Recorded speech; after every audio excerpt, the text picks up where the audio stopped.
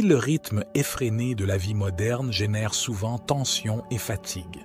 Le stress est l'une des principales causes de maladies et peut conduire à la dépression et à l'anxiété. Les réflexions philosophiques des anciens maîtres taoïstes peuvent nous aider à soulager la tension et à réduire les inquiétudes incessantes. D'un point de vue taoïste, nous résistons au flux naturel de la vie. Lorsque nous essayons de forcer les choses, d'intervenir ou d'aller à l'encontre de la nature, selon les taoïstes, cela ne conduit qu'à des difficultés. Si nous observons beaucoup de sociétés actuelles, nous nous rendons compte que la plupart des gens continuent de forcer leur chemin. Nous nous sentons souvent submergés par le stress et la fatigue causés par le rythme effréné de la vie moderne. Le stress peut nuire à notre santé physique et mentale, provoquant des maladies, la dépression et l'anxiété. Cependant, nous pouvons trouver du réconfort et de la sagesse dans les textes des anciens maîtres taoïstes qui offrent des réflexions philosophiques pour soulager le stress et apaiser l'esprit. Les taoïstes nous enseignent à couler avec la nature, pas à lui résister. Lorsque nous essayons de forcer les choses ou d'aller à l'encontre de l'ordre naturel, nous ne créons que des difficultés et des conflits.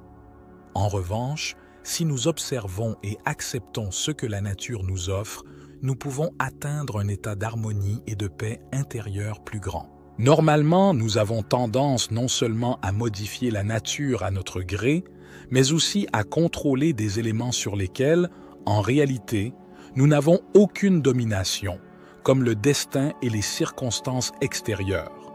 Nous sommes obsédés par le contrôle, mais les maîtres taoïstes suggèrent le contraire. Lâcher prise. Dans les textes taoïstes anciens, le Tao Te Ching et le moins connu Zhuangzi, le concept de lâcher prise est un thème récurrent. L'auteur énigmatique du Tao Te Ching souligne comment la nature se régule elle-même et que, sans interférence, tout se réalise. De plus, il met en évidence notre obsession à chercher le bonheur dans le monde extérieur et comment nos efforts pour l'obtenir et l'attachement aux circonstances extérieures nous rendent malheureux. Nous n'arrivons pas à lâcher notre désir incessant de bonheur, qui est justement la cause de notre malheur. Nos efforts pour éviter le malheur génèrent de l'anxiété. Les textes taoïstes anciens nous invitent à suivre un chemin différent. Nous devons lâcher nos visions préexistantes du monde, prendre conscience du vide, permettre à la nature de suivre son cours et couler avec elle au lieu de la contrarier. L'objectif est de vivre une vie plus simple avec moins de soucis, en suivant le Tao, le principe universel. Le Tao est considéré comme le premier antidote. Cette vidéo explore les anciennes réflexions taoïstes qui peuvent servir d'antidote pour réduire l'agitation dans un monde hors de contrôle. Le premier concept est de laisser les choses telles qu'elles sont. Le maître taoïste Zhuangzi savait comment ne pas intervenir dans les processus naturels. Il était conscient que l'intervention perturberait la nature, la transformant en quelque chose qu'elle n'est pas.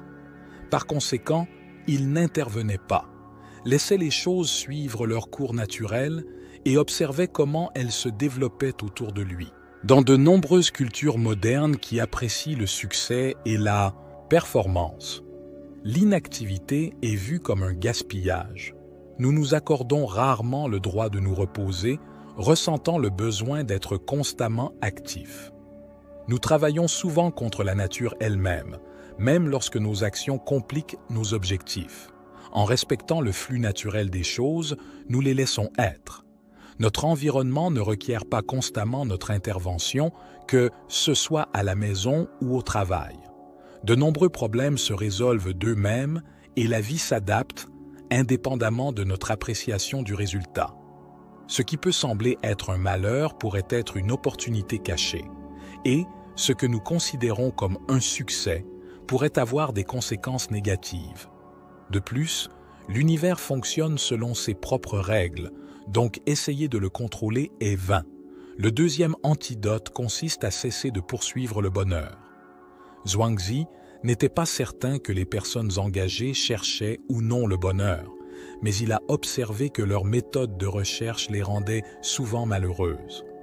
Les gens sont toujours occupés, courant obsessionnellement à la recherche du bonheur. Leurs expressions semblent fatiguées et tristes. Zhuangzi suggère d'abandonner la recherche du bonheur, car il le considère comme une source de souffrance et de frustration. Nous nous épuisons souvent à la recherche de choses qui ne remplissent pas nos cœurs, comme l'argent ou la célébrité, générant également la peur de les perdre. Le troisième antidote est de contempler le vide. Zhuangzi soutenait que les gens ont tendance à aimer les compliments car ils se sentent appréciés pour leur réussite. Cependant, il appréciait le vide, car lorsque nous sommes dépourvus d'attache, nous sommes moins tendus et avons moins de soucis, en particulier concernant l'approbation des autres. Le quatrième antidote est la loi intérieure. Selon le sage taoïste Laozi, si nous nous mettons sous pression au-delà de nos capacités, nous créons des problèmes. Dans son livre « Le Tao Te Ching », il affirme que celui qui se tient sur la pointe des pieds ne reste pas en équilibre et que celui qui se précipite n'arrive nulle part. Essayez de contrôler. Ce qui est hors de notre contrôle n'est pas productif. Le cinquième antidote est d'éviter l'angoisse pour l'avenir. Comme l'a observé Zhuangzi, ce n'est pas l'avenir en soi qui met les gens en difficulté, mais l'angoisse pour cela. Par exemple, un archer peut frapper avec précision pendant l'entraînement, mais devient moins précis lorsqu'il concourt pour un prix. Lorsque nous désirons un résultat spécifique, nous nous stressons de peur de ne pas l'atteindre. En conclusion, si vous avez aimé cette vidéo, abonnez-vous à notre chaîne et activez les notifications pour recevoir plus de contenu sur la spiritualité et le développement personnel. Merci d'avoir regardé la vidéo, laissez un commentaire et nous nous verrons dans le prochain.